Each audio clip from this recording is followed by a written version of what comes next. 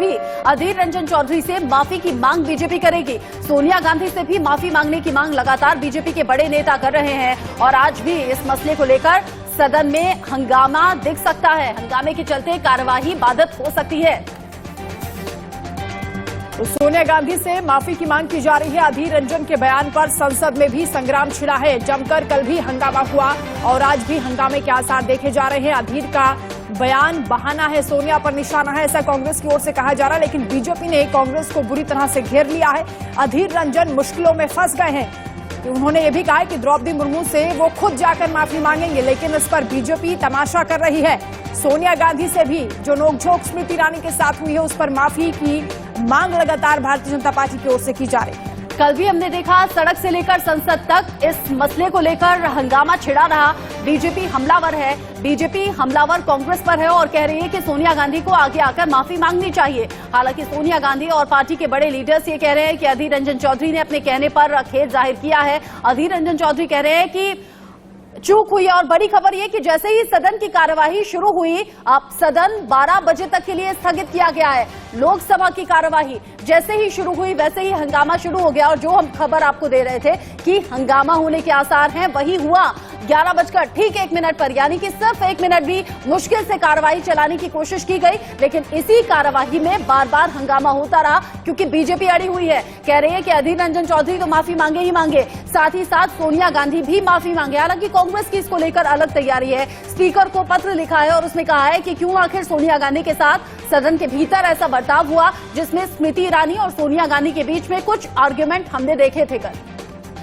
तो संसद में आज भी हंगामे के आसार थे और जैसा ही बताया जा रहा था कि हंगामा हो सकता है, कार्यवाही शुरू होते ही हंगामा शुरू हो गया, जिसके बाद कार्यवाही को फिलहाल स्थगित कर दिया गया है। आपको बता दें कि कल भी लगातार हंगामा हुआ।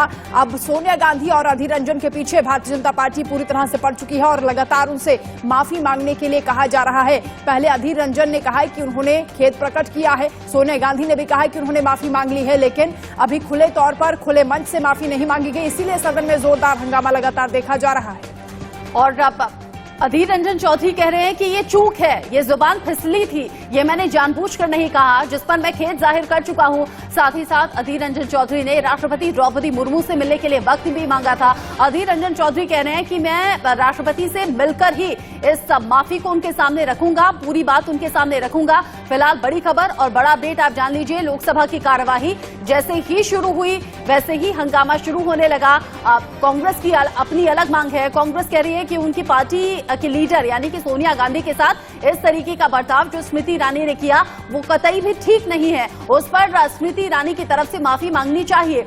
साथ ही साथ बीजेपी कह रही है कि राष्ट्रपति द्रौपदी मुर्मू को लेकर ये जो अमर्यादित टिप्पणी की गई है इसको लेकर अधीर रंजन चौधरी ही नहीं बल्कि सोनिया गांधी, पार्टी की शीर्ष नेता भी अपने जरिए इस पर माफी मांगे, सदन पर माफी मांगे, तब जाकर इस माफी को कबूल किया जाएगा। उससे कम कुछ भी मंजूर नहीं है। सड़क से लेकर संसद तक अगर बीजेपी इसे बड़ा मसला बना रही है, बड़ा मुद्दा बना रही है, तो बहुत जल्द इस मुद्दे से बाहर नहीं निकलने वाली है। पिछले कई दिन हमने देखा था जब विपक्ष की तरफ से सरकार से सवाल पूछा जा रहा था महंगाई को लेकर, बेरोजगारी को लेकर, और विपक्ष की वजह से कार्यवाही नहीं चल पा रही थी। विपक्ष बार बार हंगामा कर रहा था, लेकिन अब बाजी पलट गई है। अब बीजेपी हमलावर कांग्रेस पर है।